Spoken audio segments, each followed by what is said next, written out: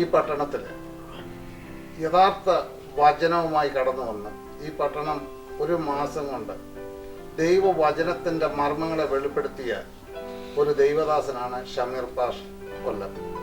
ഇന്ന് തൻ്റെ ആ വചനത്തിൻ്റെ ശക്തിയും വചനം തെളിയിച്ചുകൊണ്ട് വചനം വായിച്ച് തെളിയിച്ച് ഇവിടെ ഈ പട്ടണത്തിൽ പലരെ ആത്മീയരാക്കി ഉത്തേജനത്തിലേക്ക് കൊണ്ടുവന്ന ആ ദൈവദാസനുമായിട്ട് അല്പനേരം സംസാരിപ്പാൻ ഞങ്ങൾ 4 പേര് ഇവിടെ കൂടിയിട്ടുണ്ട്. ഒന്ന് രാജൻ ഫിലിപ്പ് പാസ്റ്റർ ചർച്ചോക്കോട്, ഒന്ന് ഷമുവേൽ പി ജോൺ പാസ്റ്റർ എൻ്റെ ഭവനത്തിൽ കൂടി. ഞങ്ങൾക്കത് വളരെ സന്തോഷമാണ്. കാരണം ഈ കാലഘട്ടത്തിൽ ദൈവം ഉപയോഗിക്കുന്ന ഒരു ദൈവദാസനാണ് ഷമീർ പാസ്റ്റർ എന്ന് ഞങ്ങൾക്ക് ബോധ്യമായതുകൊണ്ട് ഈ ഭവനത്തിൽ ഞങ്ങളെ തമ്മിൽ ഒന്ന് സംസാരിക്കാൻ ആഗ്രഹിച്ചുകൊണ്ട് അവരെ ഇതിലേക്ക് ക്ഷണിക്കുകയാണ്. ഷമീർ പാസ്റ്റർ, ഞാൻ ഇവിടെ വന്ന് നമ്മൾ കാണുന്നതിന് മുൻപ് തന്നെ ഇന്റർനെറ്റിൽ കൂടെ ഞാൻ ശുശ്രൂഷ കണ്ടിട്ടുണ്ട്, കേട്ടിട്ടുണ്ട്. അപ്പോൾ അതിൽ എനിക്ക് കുറച്ചുകൂടെ ആശയങ്ങൾ വെളിപ്പെടാനായിട്ട് ഇവിടെ വന്നതിന് ശേഷമായിട്ട് ശുശ്രൂഷയെ സംബന്ധിച്ചപ്പോൾ എനിക്ക് താല്പര്യമുണ്ടായി. വിശേഷിച്ചും പ്രിയ ബാബു ബ്രദർ പറഞ്ഞ പോലെ ഈ കഴിഞ്ഞ ദിവസത്തെ മീറ്റിങ്ങിൽ ഊന്നൽ കൊടുത്ത് വിശുദ്ധിക്ക് വേണ്ടി നിൽക്കാനായിട്ട് ആരുണ്ട്, അവർക്ക് പ്രതികൂലങ്ങളുണ്ടാകാം, എന്നാൽ അതിനുവേണ്ടി മുൻപോട്ട് ഇറങ്ങാൻ തയ്യാറുള്ളവരെയാണ് ദൈവം മാനിക്കുന്നത്, ദൈവം അവരെ നോക്കുന്നു എന്ന് പറഞ്ഞപ്പോൾ എൻ്റെ ജീവിതത്തിൽ ഞാൻ ആഗ്രഹിക്കുന്നതും ഞാൻ പലപ്പോഴും അതിന് വേണ്ടി തീരുമാനമെടുത്തിട്ടുള്ളതും എനിക്കിപ്പോൾ ചെയ്യാനായിട്ട് കഴിയുന്ന ഒരു സാഹചര്യം എന്നുണ്ട് എന്നോർത്ത് ഞാൻ ആ ദൂതിൻ്റെ മുമ്പിൽ എന്നെ തന്നെ ദൈവസേനയിൽ താഴ്ത്തുകയും ഞാൻ ദുഃഖിക്കുകയും ചെയ്തു. ദൈവത്തിന് സ്തോത്രം. ഈ തലമുറയിൽ ദൈവവചനത്തിനു വേണ്ടി ശക്തിയോടെ നിൽക്കുന്ന ദൈവദാസന്മാർ എഴുന്നേൽക്കേണ്ട ഏറ്റവും അത്യാവശ്യമായ ഒരു കാലയളവാണ്. എൻ്റെ ജീവിതത്തിൽ അങ്ങനെയുള്ള അനുഭവങ്ങളിൽ കൂടെ കടന്നു പോകാനിടയായതുകൊണ്ട് എനിക്ക് അങ്ങനെയുള്ളവരെ കുറിച്ച് പ്രത്യേകമായിട്ടുള്ള ഒരു സ്നേഹവും നന്ദിയും ഉണ്ട്.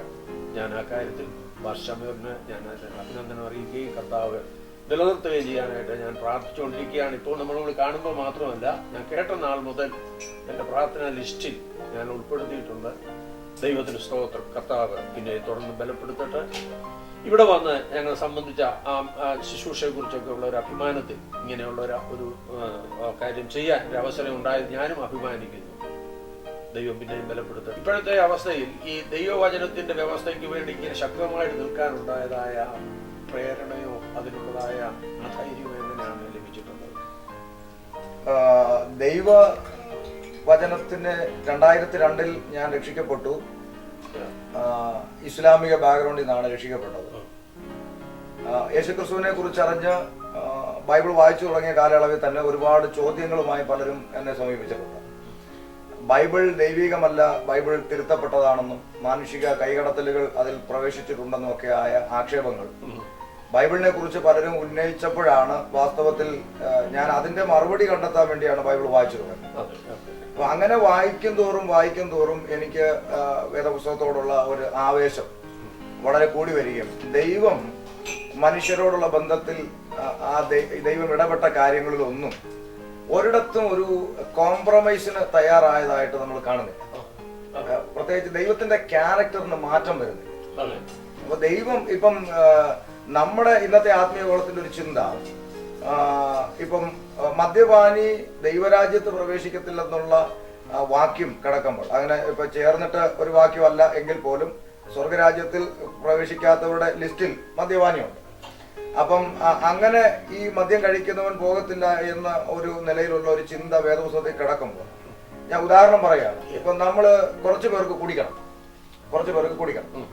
അപ്പൊ അവര് കുടിക്കാൻ വേണ്ടി ബൈബിളിൽ ഇങ്ങനെ ഒരു വാക്യം കിടക്കുന്നതുകൊണ്ട് കുടിക്കാൻ വയ്യ. അപ്പൊ അതുകൊണ്ട് അവരുടെ ബൈബിളിലുള്ള ആ ഭാഗം അങ്ങ് മുറിച്ചു കളഞ്ഞു.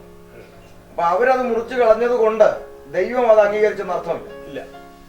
അവരുടെ പുസ്തകത്തിൽ നിന്ന് അവർക്ക് മുറിക്കാം, അല്ലെങ്കിൽ അവർക്കത് പഠിപ്പിക്കാതിരിക്കാം. പക്ഷെ അവരത് മുറിച്ചു കളഞ്ഞത് കൊണ്ടോ അവരത് പഠിപ്പിക്കാതിരുന്നത് കൊണ്ടോ ദൈവം അത് അംഗീകരിച്ചു എന്ന് അർത്ഥമില്ല. ഇതുപോലെ ഇന്ന് കർശനമായി ദൈവിക അരുളപ്പാടുകൾക്ക് വേദപുസ്തകത്തിൽ കോംപ്രമൈസ് ഇല്ല. പക്ഷെ നമ്മൾ ചിലത് ചെയ്യേണ്ടതിന് നമ്മൾ അതിനെ കോംപ്രമൈസ് വരുത്തി നമ്മൾ ഒരു അഡ്ജസ്റ്റ്മെന്റിലൂടെയാണ് പൊക്കൊണ്ടിരിക്കുന്നത്.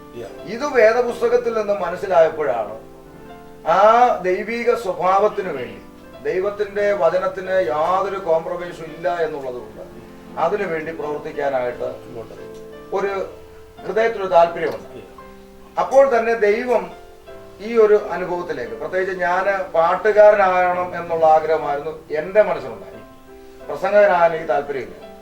എന്നാൽ പ്രസംഗ നിലവാരത്തിലേക്ക് ദൈവത്താൽ സംഭവിക്കപ്പെട്ടതാണ്. ഞാൻ ഇപ്പോഴും ഈ നിമിഷവും വിശ്വസിക്കുന്നത് എൻ്റെ ജ്ഞാനം കൊണ്ട്, ഞാൻ പഠിച്ച അറിവ് കൊണ്ടോ അങ്ങനെ ഒരു നിലയിൽ പ്രസംഗിക്കാൻ കഴിയുമെന്ന് എനിക്ക് തോന്നുന്നില്ല. കാരണം ഞാൻ 13 വർഷത്തെ അനുഭവം മാത്രമേ എനിക്ക് പെന്തക്കോസ്ത വിശ്വാസ ജീവിതത്തിലുള്ളൂ. അപ്പം അതുകൊണ്ട് ആ ഒരു ജ്ഞാനത്തിൽ നിന്നുകൊണ്ടൊന്നും ഇങ്ങനെ പ്രസംഗിക്കാൻ പറ്റുമെന്ന് എനിക്ക് തോന്നുന്നില്ല.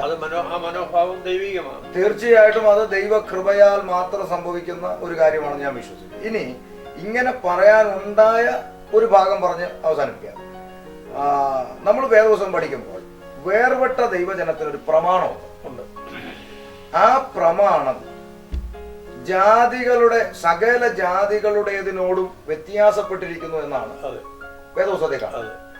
അപ്പം ഈ പ്രമാണത്തിന്റെ പ്രത്യേകത എന്താണെന്ന് പരിശോധിച്ചപ്പോൾ കണ്ടത്, രാജ്യം ഭരിക്കുന്ന രാജാവിന്റെ ഓർഡർ എല്ലാവരും ഹാമാനെ കുമ്പിടണം.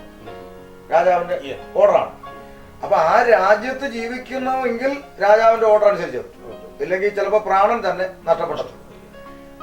അപ്പോൾ തന്നെ പ്രാണം പോയാലും രാജാവ് കൽപ്പിക്കുന്നു ഹാമാനെ കുമ്പിടണം. പക്ഷെ ന്യൂനപക്ഷമായിരിക്കുന്ന യഹൂദന്റെ കയ്യിലിരിക്കുന്ന പ്രമാണം പറയുന്നു, ഞാനല്ലാതെ ഒന്നിന്റെ മുമ്പിൽ കുമ്പിടരുത്. ദൈവത്തിന്റെ പറഞ്ഞു. അപ്പൊ അവിടെ ന്യൂനപക്ഷം എടുത്ത തീരുമാനം എന്താ? ഞങ്ങൾക്ക് രാജാവിന്റെ കൽപ്പനയെക്കാളും വലുത് ദൈവത്തിന്റെ കൽപ്പന. അവരതിനാണ് പ്രാധാന്യം കൊടുത്തത്.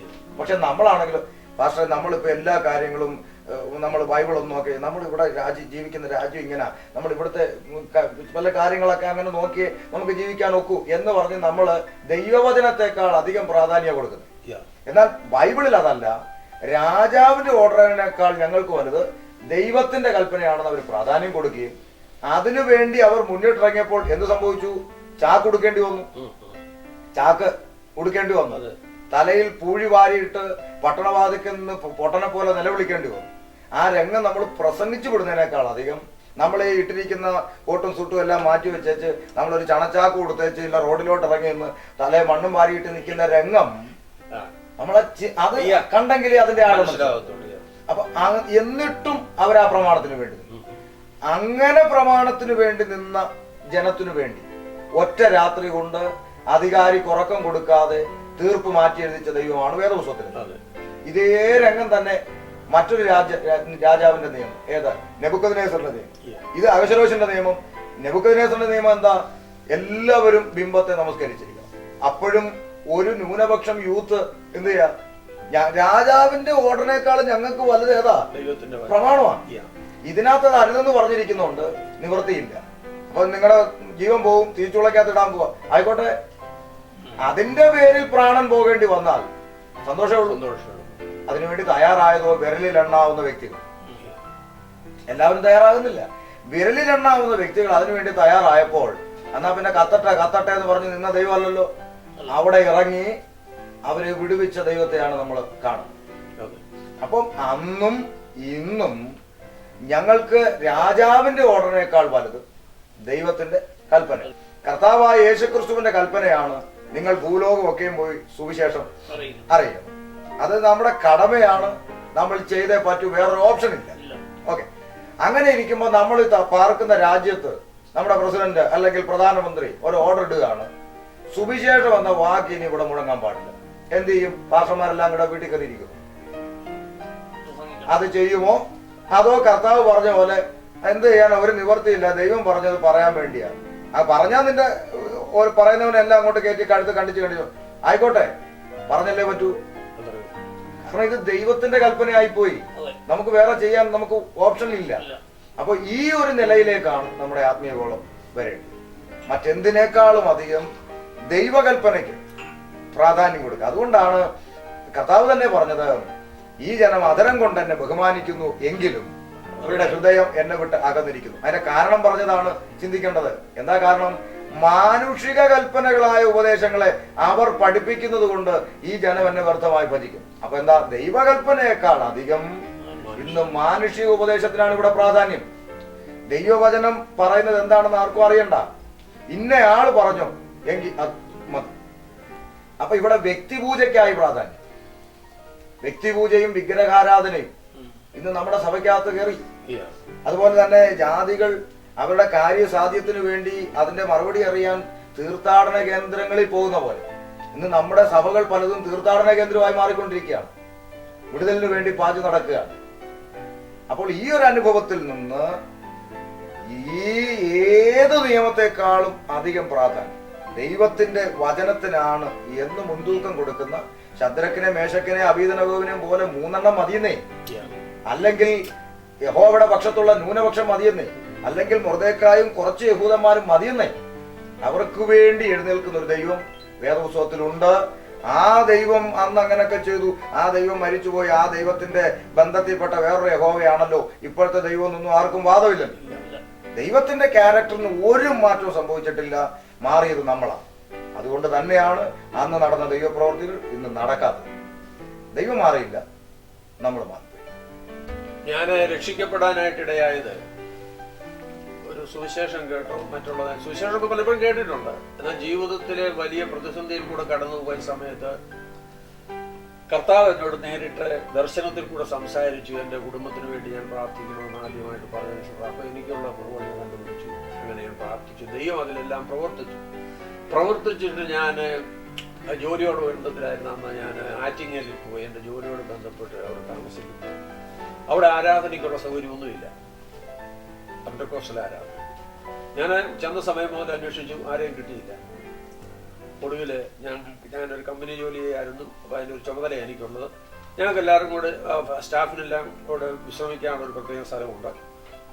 എങ്ങും പോകാനൊക്കാഞ്ഞതുകൊണ്ട് ഞാൻ അവിടെ പായ് വിരിച്ചിട്ട് പ്രാർത്ഥിച്ചു. ഞാൻ തനിയെ മുട്ടുമടക്കി പ്രാർത്ഥിച്ചാരംഭിച്ച് എൻ്റെ അന്നത്തെ ആ ജിജ്ഞാസ കൊണ്ട് പ്രാർത്ഥിച്ചിട്ട് ഒരു സഭായോഗത്തിലെ അതിൻ്റെ കാര്യങ്ങളൊന്നും മുടക്കാതെ പാടി പ്രസംഗിച്ച് സാക്ഷ്യം പറഞ്ഞ് സ്തോത്രയാഴ്ചയിട്ട് ആശീർവാദം പറഞ്ഞ് എഴുന്നേറ്റ് പോയി. അപ്പോഴത്തേക്ക് 1 മണിയാകുന്നുണ്ടോ, 10 മണിക്ക് ഇരുന്ന.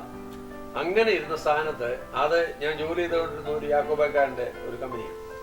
അദ്ദേഹത്തിന് ഈ ഫോൺ കണക്ഷൻ അക്കാലത്ത് പൊതുസ്ഥാപനങ്ങൾക്ക് പെട്ടെന്ന് കണക്ഷൻ.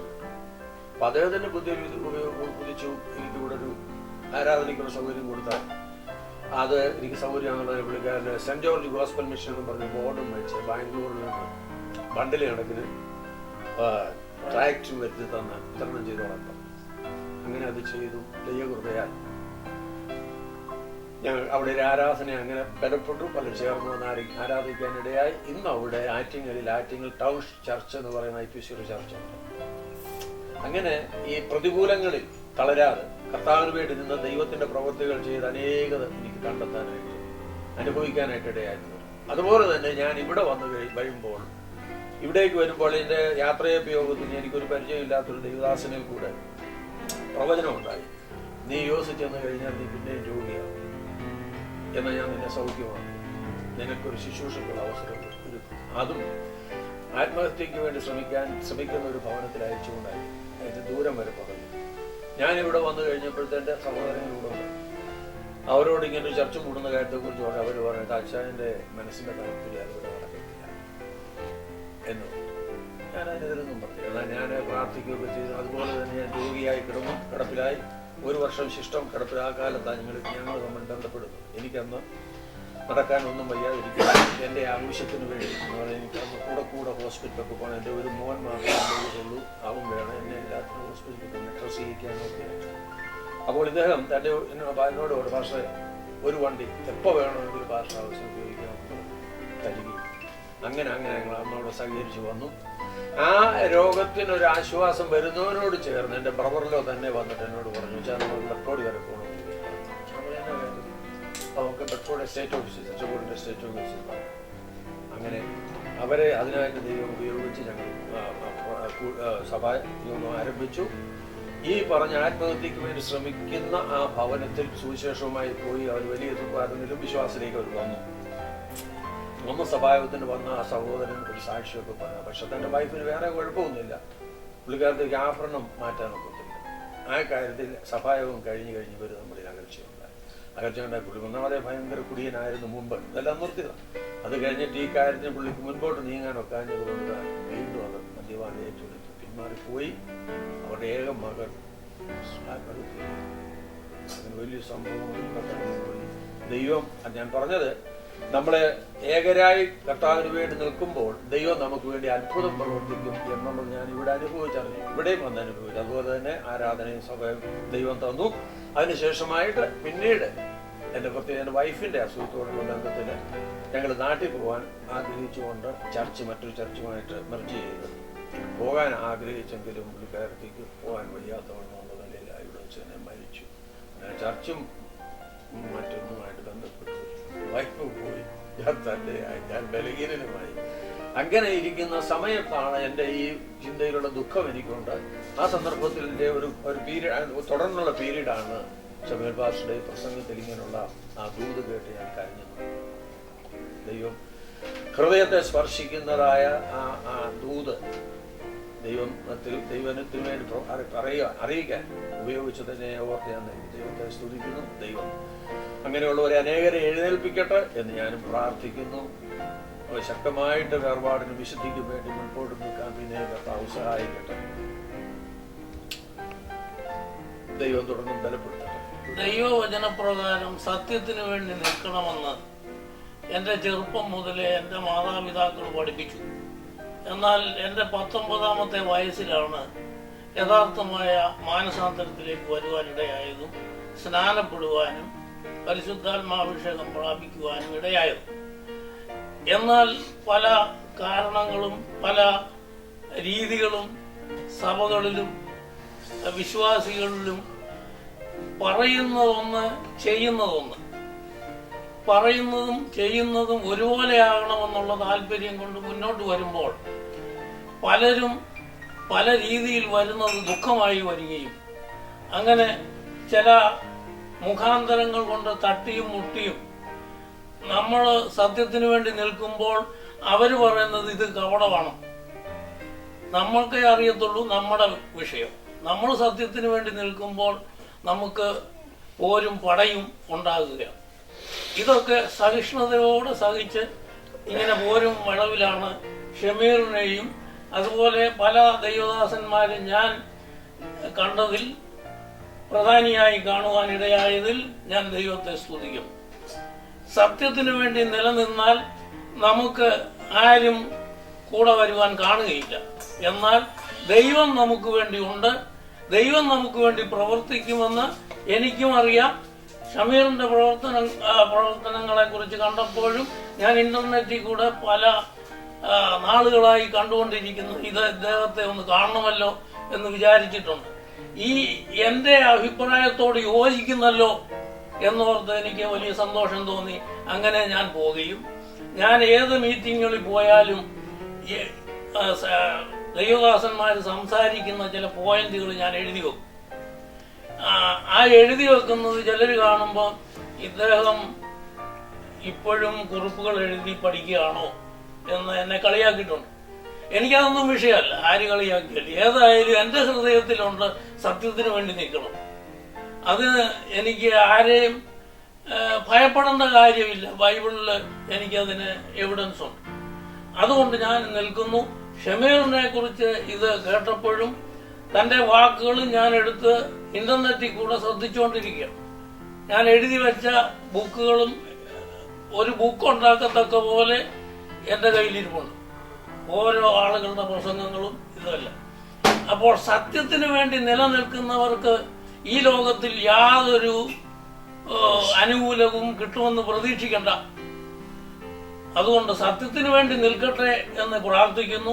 സത്യത്തിന് വേണ്ടി നിൽക്കുന്നവരെ ദൈവം സഹായിച്ചുകൊള്ളും, വേറൊരു സഹായവും വേണ്ട. എന്നാൽ ഞാൻ സത്യത്തിന് വേണ്ടി നിൽക്കുന്നത് കൊണ്ട് എല്ലാവരും എന്നെ വെറുക്കും, എനിക്കതൊരു വിഷയമല്ല എന്ന് നമ്മൾ പറയരുത് എന്നേ ഉള്ളൂ. എനിക്ക് നമ്മളൊന്നും പറയുന്നില്ല, നമ്മൾ സത്യത്തിന് വേണ്ടി നിൽക്കുന്നു. ദൈവം നമ്മെ അനുഗ്രഹിക്കും. ഈ ദിവസങ്ങളിലൂടെ കടന്നു പോകുന്ന അനേക അനുഭവങ്ങൾ, നമ്മൾ ചെയ്ത ദോഷം എന്ത് എന്നറിയാത്ത ഒരു വേദന, നമ്മൾ ചെയ്ത ദോഷമുണ്ട്, അതൊരു വലിയ വേദനയാണ്. കാരണം എനിക്കിതുപോലെ പിതാക്കന്മാര്, അപ്പച്ചന്മാര്, അമ്മച്ചിമാര് അവര് വിശ്വാസ ജീവിതത്തിലേക്ക് കടന്നു വന്നപ്പോൾ ഉണ്ടായ അനുഭവങ്ങള്, അവരതിനു വേണ്ടി കൊടുത്ത വില, അന്ന് ദൈവം അവരെ നടത്തിയ വഴികൾ, ഇതൊക്കെയാണ് എൻ്റെ പഠനം, എനിക്ക് ആകെ കിട്ടിയിട്ടുള്ള പഠനം. അപ്പം അതൊക്കെയാണ് പലപ്പോഴും എന്നെ ബലപ്പെടുത്തുന്നത്. കാരണം ഈ അടുത്ത ദിവസങ്ങളിൽ പോലും ചില ആൾക്കാർ എന്നെ ഫോണിൽ വിളിച്ചിട്ട് അവർ വിളിച്ചതിൻ്റെ ഉദ്ദേശം, അവർ പറഞ്ഞ ഞങ്ങൾ പേടിച്ച് വിളിച്ചതാണ്. ഞാൻ ചോദിച്ചു എന്താ പേടിച്ചതെന്ന് ചോദിച്ചു. അവർ പറഞ്ഞു അല്ല, ഇങ്ങനെ അങ്ങ് സഹിക്കേണ്ടി വരുമ്പോൾ ഇനി തിരിച്ചു പോയി മുസ്ലിം ആയി പോകുമോ എന്നൊരു പേടിച്ച്. അപ്പൊ അവരുടെ പേടി, കാരണം അത്രത്തോളം നമ്മൾ സഹിക്കുമ്പോൾ ഒരു മനുഷ്യനെന്ന നിലയിൽ ചിലപ്പോൾ അങ്ങനെ, ഞാനത് പല വീഡിയോയിൽ വ്യക്തമാക്കിയിട്ടുള്ളത് ഒരിക്കൽ കൂടി പറയുന്നു, ഒരു പിന്മാറ്റ ലൈഫ് എന്തായാലും നമുക്കുണ്ടാവില്ല. കാരണം ഞാൻ രക്ഷിക്കപ്പെട്ടവനാണ്. അതാണ് അതിന്റെ, ഞാൻ എല്ലാ വീഡിയോയിലും പറയുന്നത്, ഞാൻ രക്ഷിക്കപ്പെട്ടത് സത്യമാണ്. രക്ഷിക്കപ്പെട്ടവൻ ഒരിക്കലും, യഥാർത്ഥമായി രക്ഷിക്കപ്പെട്ടവന് ഒരു കർത്താവിനെ ഉപേക്ഷിച്ച് എങ്ങും പോകാൻ കഴിയും. കർത്താവിനെ ഉപേക്ഷിച്ചിന് പോകണമെങ്കിൽ യേശുക്രിസ്തുവിനേക്കാളും നല്ലൊരു ദൈവത്തെ കണ്ടുമുട്ടണം. നമ്മൾ ഈ വർഷത്തിനിടയ്ക്ക് ഇന്നുവരെയും കണ്ടുമുട്ടിയിട്ടില്ല. ചരിത്രത്തിൽ ഒരിടത്തും എനിക്ക് വേണ്ടി അങ്ങനെ മരിച്ച ഒരു വ്യക്തിയെ കുറിച്ച് കേട്ടിട്ടില്ല. അപ്പോൾ അതുകൊണ്ട് നമുക്കൊരു പിന്മാറ്റ ലൈഫ് ഇല്ല. പക്ഷേ ഇപ്പോൾ ദൈവദാസൻ പറഞ്ഞ പോലെ തന്നെ അനുഭവങ്ങളിലൂടെ പോകുമ്പോൾ സ്വാഭാവികമായും ഒരു പ്രസംഗകനപ്പുറത്ത് നമ്മളൊരു മനുഷ്യനാണെന്ന് കൂടി നമ്മുടെ ആൾക്കാർ, എന്നെ സുവിശേഷ വിരോധികൾ മർദ്ദിച്ചിട്ടുണ്ട്.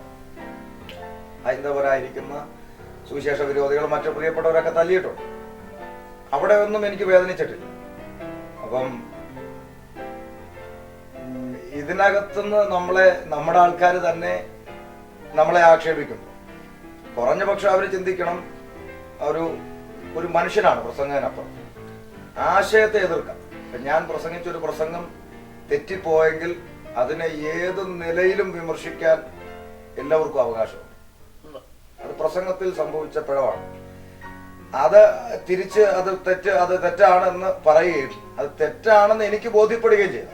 എനിക്ക് വചനത്തിൽ നിന്ന് ബോധ്യപ്പെട്ട, അതല്ല എങ്കിൽ ഞാൻ തിരിച്ച് വചനം വെച്ച് തന്നെ അത് ശരിയാണെന്ന് തെളിയിക്കും, അടുത്ത മറുപടി ഞാൻ കൊടുക്കും. എന്നാൽ അത് തെറ്റാണെന്ന് വചനത്തിൽ നിന്ന് ബോധ്യപ്പെട്ടാൽ അതെനിക്ക് തെറ്റുപറ്റിപ്പോയി എന്ന് പബ്ലിക്കിൽ പറയുവാൻ മനസ്സുള്ള ഒരാളാണ്. അപ്പോൾ ആശയത്തെ ഏതറ്റം വരെ വേണമെങ്കിലും എതിർക്കട്ടെ.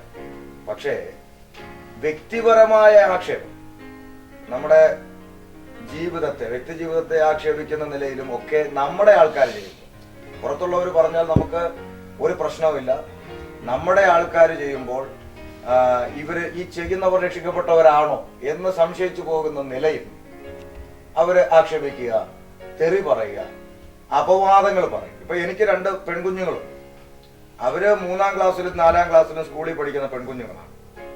അപ്പോ അവര് പഠിക്കുന്ന, എന്റെ കുഞ്ഞുങ്ങൾ 4-ലും 3-ലും പഠിക്കുന്ന കുഞ്ഞുങ്ങൾ ഒരുപക്ഷെ ഇന്റർനെറ്റും ഫേസ്ബുക്കും ഒന്നും യൂസ് ചെയ്യത്തില്ല, അത് സത്യമാണ്. പക്ഷെ അവര് പഠിക്കുന്ന സ്കൂളിലെ ടീച്ചേഴ്സും മറ്റുള്ളവരെല്ലാം മീഡിയ ലെവലിലുള്ളവരാണ്. അപ്പോൾ ഞാൻ ഇങ്ങനെ ഒരു കൺവേർട്ടഡ് ആയിട്ടുള്ള പാസ്റ്റർ ആയതുകൊണ്ട്, എന്റെ പേരിന്റെ അറ്റത്ത് ഷമീർ പാസ്റ്റർ എന്നിട്ടിരിക്കുന്നതുകൊണ്ട് എല്ലാ വിഭാഗക്കാരും പെട്ടെന്ന് അറ്റൻഷൻ ഉണ്ടാകാൻ സാധ്യതയുള്ളൊരു സംഭവമാണ്.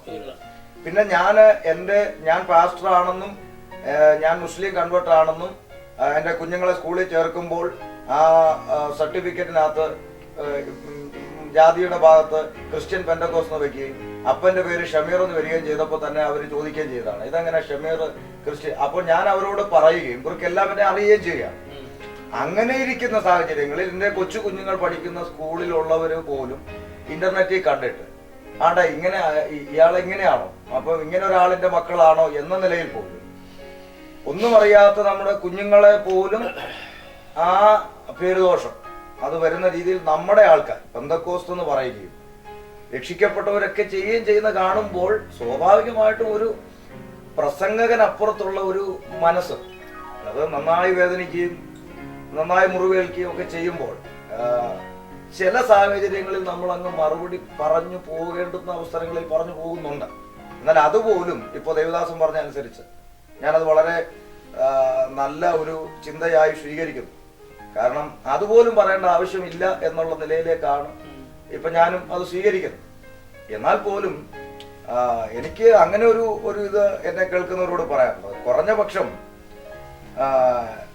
ഈ ആക്ഷേപിക്കുന്ന മനോഭാവമെങ്കിലും ഒഴിവാക്കാം. കാരണം എന്നെ പലരും അസംബ്ലീസ് ഓഫ് ഗോഡിലെയും ചർച്ച് ഓഫ് ഗോഡിലെയും IPCയിലെയും ഉൾപ്പെട്ട വ്യക്തികൾ തന്നെ എന്നെ മീഡിയയിലൂടെ പെന്തക്കോസ്റ്റിന്റെ ദേശീയ പക്ഷി കാക്ക എന്ന് പറഞ്ഞുകൊണ്ട് എന്നെ കാക്ക എന്ന് പറഞ്ഞ ആക്ഷേപിച്ചു. അപ്പൊ അവര് ഞാൻ ISSന്റെ തീവ്രവാദിയാന്ന് പറയും, പെന്തക്കോസ്റ്റിനകത്ത് ബ്രദറൻ ആശയം പഠിപ്പിക്കുന്ന ചാരനാന്ന് പറയും. അപ്പൊ ഇങ്ങനെയെല്ലാം ഇവര് പറഞ്ഞ് ജാതി പറഞ്ഞ് ആക്ഷേപിക്കുമ്പോൾ ഞാൻ ചോദിക്കട്ടെ, ഞാൻ ഇരിക്കുന്ന നിത്യതയിൽ നിന്ന് ഇവരിറങ്ങിപ്പോകും ഞാൻ അവിടെ ഉണ്ടെങ്കിൽ? ഇപ്പൊ നമ്മളെല്ലാം നിത്യതയിൽ പോകാനാണല്ലോ ഇരിക്കുന്നത്.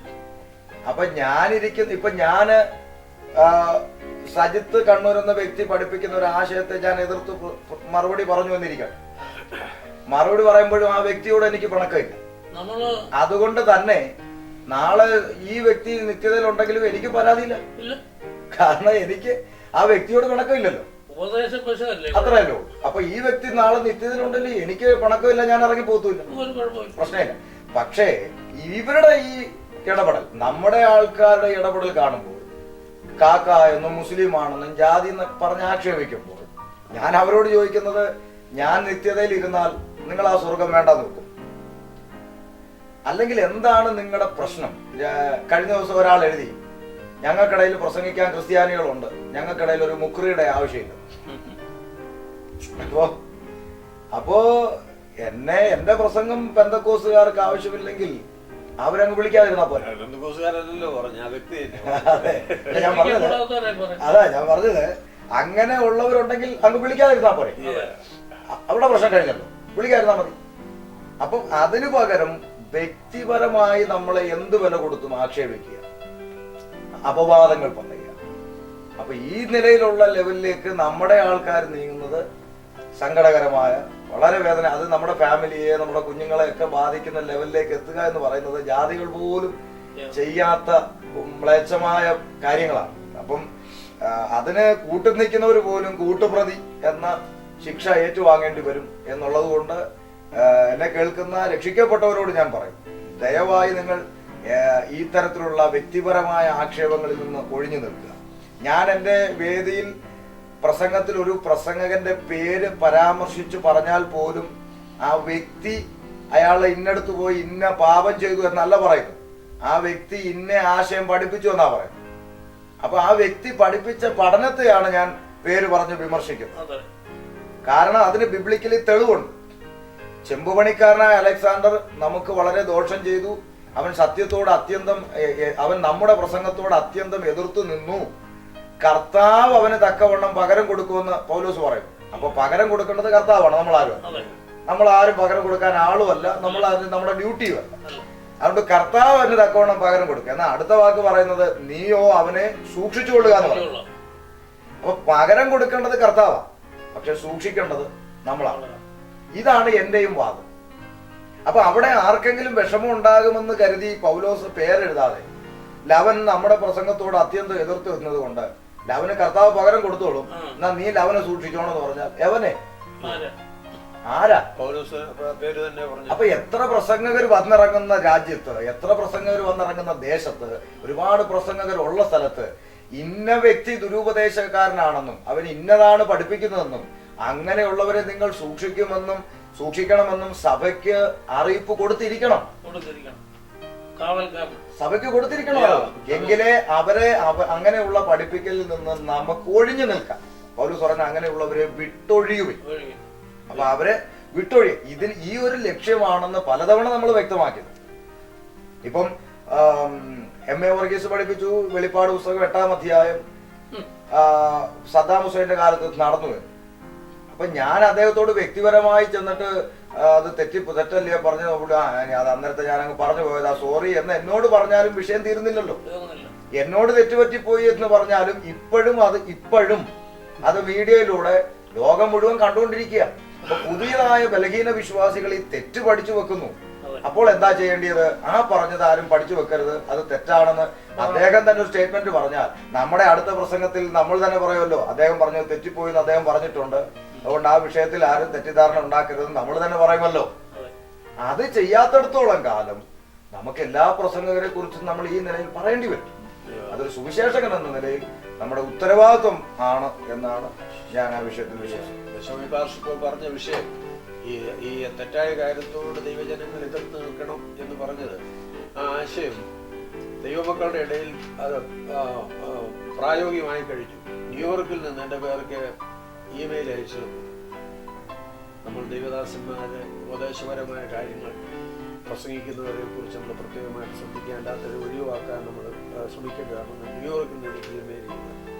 അങ്ങനെ ആ നല്ല ചിന്താഗതി ദൈവജനങ്ങളുടെ ഇടയിലൊന്നും ഉണ്ട്. കാരണം ദൈവജനങ്ങൾ എന്നും ഇതിനെ അഭിമുഖീകരിച്ചിട്ടുണ്ട്. 1-ാം നൂറ്റാണ്ടിൽ തന്നെ പൗലോസിനെ കുറിച്ച് പോലും പറഞ്ഞു പൗലോസ് സൂത്രക്കാരനാണെന്നും മറ്റും പറഞ്ഞ് കലഹക്കാരൻ അവനെ കുറിച്ച് പലതും പറഞ്ഞു, അന്യായം ബോധിപ്പിച്ചു, സാക്ഷികളെ നിരത്തി. എന്നാൽ പൗലോസ് പറഞ്ഞു ഇവന്റെ മേൽ ആരോപിക്കപ്പെട്ട ഒരു അന്യായവും തെളിയിക്കാൻ അവർക്ക് കഴിഞ്ഞിട്ടില്ല എന്ന് പറയുന്നു. അതെ, ഇപ്പൊ ഞാനും എനിക്ക് അതിനേക്കാൾ ബഹുരസമായി തോന്നിയൊരു കാര്യം, ഇപ്പൊ ഞാൻ ന്യൂയോർക്കിൽ വന്ന് പ്രസംഗിച്ചു കഴിഞ്ഞപ്പോൾ അവിടെ ദൈവദാസന്മാർ ഒരു യൂണിറ്റി ആയി. ഈ പറഞ്ഞ പോലെ നല്ലൊരു മാറ്റം എന്തായാലും അമേരിക്കൻ പട്ടണത്തിൽ ഉണ്ടായെന്നുള്ളത് എനിക്ക് വളരെ അഭിമാനത്തോടെ പറയാൻ പറ്റുന്ന ഒരു കാര്യം. വളരെ അഭിമാനത്തോടെ അവിടെ സംഭവിച്ചു കഴിഞ്ഞു. ഇവിടെ പ്രസംഗം മീറ്റിംഗ് ക്രമീകരിച്ച് അറേഞ്ച് ചെയ്തിരുന്ന മീറ്റിംഗ് പോലും മാറ്റിയ ആൾ വരണ്ടെന്ന് പറഞ്ഞു. അതെ, അപ്പോ ആ ഒരു മാറ്റം ഇവിടെ ഉണ്ടായി എന്നുള്ളത് എനിക്ക് വളരെ അഭിമാനത്തോടെ ഓർക്കാൻ പറ്റുന്ന കാര്യമാണ്. അതിന്റെ ഒരു നല്ല തെളിവാണ് ഞാൻ ഈ കഴിഞ്ഞ 13 വർഷത്തെ വിശ്വാസ ജീവിതത്തിനിടയിൽ ഞാൻ തെരുവിൽ സ്ട്രീറ്റിൽ കർത്താവിനെ പ്രസംഗിച്ചിട്ട്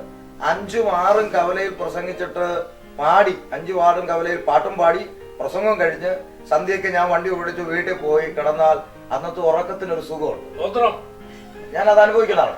പക്ഷെ ഈ അമേരിക്കയിൽ വന്ന് 3 മാസം കൊണ്ട് എന്റെ ഉറക്കം പോയി. അപ്പൊ ഞാൻ അതിൽ നിന്ന് മനസ്സിലാക്കിയ കാര്യം, ഞാൻ പറഞ്ഞതിന്റെ സാരം, ഇത്രയും വർഷം ഞാൻ ആ തെരുവിൽ നിന്നിട്ട് കേൾക്കാത്തത് അമേരിക്കയിൽ വന്ന 3 മാസം കൊണ്ട് കേൾക്കുകയാണ്. അപ്പൊ എന്താ കാരണം? അപ്പൊ അവിടെ എങ്ങും നിന്നപ്പോ ഞാൻ കുഴപ്പക്കാരനല്ല, ഞാൻ പ്രശ്നമില്ല, എനിക്കൊരു പ്രശ്നമില്ല, ഞാൻ കവലയിൽ പ്രസംഗിക്കുന്നതെല്ലാം നല്ലതാണ്, കുഴപ്പമൊന്നുമില്ല. ഇവിടെ വന്ന് ഈ ചുരുങ്ങിയ മാസം കൊണ്ട് ഞാൻ ഭയങ്കര തീവ്രതയായി, കുഴപ്പക്കാരനായി, കള്ളനായി, കൊലപാതകയായി, വ്യഭിചാരി, മോഷണക്കാരനായി, പിടിച്ചു കൊടുക്കുക, എല്ലാം പ്രശ്നമാണ്. എന്താ കാര്യം? അപ്പൊ ഇവിടെ വരുന്ന പലരുടെയും വഴിമുട്ടി. അതന്നെയാണ് വാസം. ഇവിടെ വന്ന പലരും നമ്പർ കറക്കി ഞാനൊന്ന് വരട്ടെ എന്ന് ചോദിച്ചിരുന്നിട്ട് അവരവസാനം തിരിച്ചു പോയിട്ട് ഇവിടെ ഷമീർ 4 മാസമായിട്ട് പോകുന്നില്ല, ഇവിടെ നിൽക്കുകയാണ് ഇപ്പോഴും. അപ്പം ഇപ്പോഴും നമ്മുടെ മീറ്റിങ്ങിന്റെ ഫോട്ടോയും നോട്ടീസും ഒക്കെ നെറ്റിൽ ഇങ്ങനെ വരും. അപ്പൊ ഇതൊക്കെ കാണുമ്പോൾ ഉണ്ടാകുന്ന ഒരു മാനസിക വിഷമം എന്നല്ലാതെ യഥാർത്ഥ രക്ഷിക്കപ്പെടാത്ത ഉണ്ടാകുന്ന ഒരു വിഷമം. അപ്പൊ അതിന് ഞാൻ ചിലടത്തു നിന്നൊക്കെ അറിഞ്ഞ അറിവ് വെച്ച് നോക്കുമ്പോൾ ഇതിനെയും ഉപയോഗിക്കപ്പെടുന്ന വ്യക്തികൾ, ഈ നമ്മളെ കുറിച്ച് പറയുന്ന വ്യക്തികളുടെയൊക്കെ പിന്നിൽ നിൽക്കുന്നവരെ അറിയുമ്പോഴാണ് നമുക്ക് നമ്മുടെ ഹൃദയം തകർന്നത്. കാരണം നമ്മൾ ഉൾപ്പെട്ട് നിൽക്കുന്ന പ്രസ്ഥാനങ്ങളും നിന്ന്, അല്ലെങ്കിൽ നമ്മൾ അടിസ്ഥാന ഉപദേശങ്ങളുള്ള സഭ എന്ന് പറയുന്നവരുടെ നേതൃസ്ഥാനത്തിരിക്കുന്നവരാണ് ഈ അണ്ടർഗ്രൗണ്ടിലൂടെ ഫോൺ വിളിച്ചിട്ട് അവൻ എങ്ങനെയെങ്കിലും ചാടിക്കണമെന്ന് പറഞ്ഞ് കളിക്കുന്നത്. എന്നിട്ട് നമ്മൾ ഒരു സ്ഥലത്ത് ചെല്ലുമ്പോൾ നമ്മളെ സ്നേഹിക്കുന്നവർ പറയാണ് ഇന്നയാൾ ഇവിടെ വന്നിട്ട് ഇങ്ങനെ പറഞ്ഞിട്ട് പോയെന്ന് പറയുമ്പോൾ നമ്മുടെ ഹൃദയം തകർന്നു പോകുന്നത്. കാരണം ഇവരാണ് നമ്മുടെയൊക്കെ നേതൃസ്ഥാനത്ത് നിന്ന് നമ്മളെ നയിക്കുകയും പല കാര്യങ്ങൾ ചെയ്യുകയും നമ്മളെ കെട്ടിപ്പിടിച്ച് കാലഘട്ടത്തിന്റെ പൗലോസാ മോനെ എന്നൊക്കെ പറഞ്ഞ് ചുംബനമൊക്കെ തരുമ്പോൾ നമുക്ക് ഇങ്ങനെ കേൾക്കുമ്പോഴത്തേക്ക് നമുക്ക് ഇടയ്ക്ക് ഇവിടെ വന്ന ഒരു IPCയിലെ, ഞാൻ IPCയോടുള്ള ബന്ധത്തിൽ നിലനിൽക്കുന്ന ആളാണ്. ഇവിടെ വന്നിട്ട് ഒരാൾ ചോദിച്ചപ്പോ അദ്ദേഹം പറഞ്ഞു, ഞാൻ പേരൊന്നും പറയുന്നില്ല, അദ്ദേഹം പറഞ്ഞു പുള്ളി IPCക്കാരനൊന്നും അല്ല, ഇങ്ങനെ പറയുന്നു എന്ന് പറഞ്ഞു. അപ്പൊ അത് നമ്മുടെ ഉൾപ്പെട്ട് നിൽക്കുന്ന ഒരാളാണ്. ഞാന് IPC സഭയുള്ള ബന്ധത്തിൽ കുണ്ടറ, നാന്തിരിക്കൽ, IPC സഭയുള്ള ബന്ധത്തിൽ പെരിനാട് സെന്ററിൽ എഫ് രാജൻ എന്ന് പറഞ്ഞ പാസ്റ്റർ, സെൻട്രൽ പാസ്റ്റർ ആയിരിക്കുന്ന സഭയിൽ ബിജു അലോഷ്യസ് എന്ന പടപ്പക്കരക്കാരന്റെ ആയിരിക്കുന്ന സഭാ പാസ്റ്ററുടെ അസോസിയേറ്റ് ആയിട്ട് മാതൃസഭയായി എന്റെ കുടുംബം കൂടി വരുന്ന സഭയിലെ അംഗമാണ് ഞാൻ. അപ്പോ എന്റെ സഭാ പാസ്റ്റർ ഇന്നും അവര് സഭയായി എനിക്ക് വേണ്ടി അവിടെ ഉപവസിക്കും, പ്രാർത്ഥിക്കുകയും ചെയ്തുകൊണ്ടിരിക്കുകയാണ് എന്റെ ശുശ്രൂഷയ്ക്കായി. അപ്പൊ നമ്മുടെ ഉൾപ്പെട്ട് നിൽക്കുന്നത്. പിന്നെ എനിക്ക് സംഭവിച്ച ഒരു കാര്യം എന്ന് പറഞ്ഞാൽ, എനിക്ക് നേതൃസ്ഥാനത്തിരിക്കുന്ന പലരെ അറിഞ്ഞില്ല. കാര്യവുമാർക്കൊന്നും കൈ കൊടുക്കാൻ ഞാൻ പോകത്തുമില്ല, എനിക്ക് എന്റെ ആവശ്യമില്ല. ഞാൻ മാസാമാസം തലയും ചൊറിഞ്ഞ് ഇവരുടെ പോയി നിൽക്കുന്നുമില്ല, അതിന്റെ ആവശ്യമില്ല. അതുകൊണ്ട് തന്നെ ഇപ്പൊ ഇപ്പോഴത്തെ ആൾ ആരാന്ന് ചോദിച്ചാൽ എനിക്ക് അറിഞ്ഞുകൂടില്ല. കാരണം അതന്വേഷിക്കേണ്ട കാര്യമില്ല, അതെന്തായാലും ആട്ടെ, നമ്മുടെ വിഷയം. അപ്പൊ അതുകൊണ്ട് തന്നെ ഇങ്ങനെയൊക്കെ പറഞ്ഞു കേൾക്കുമ്പോൾ സ്വാഭാവികമായിട്ടും വിഷമം ഉണ്ടാകാം.